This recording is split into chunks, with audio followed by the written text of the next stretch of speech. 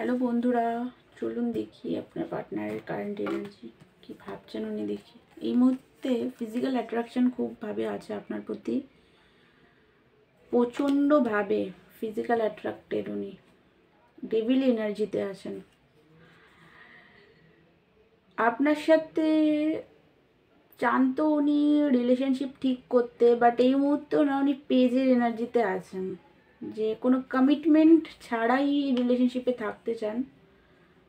নিজেকে কন্ট্রোল করে রাখছেন, নিজের ইমোশনাল দিকটাকে কন্ট্রোল করে রাখার চেষ্টা উনি করছেন, বাট পাচ্ছেন না। একটু আপনার প্রতি একটু রাগও দেখতে পাচ্ছি ওনার আছে।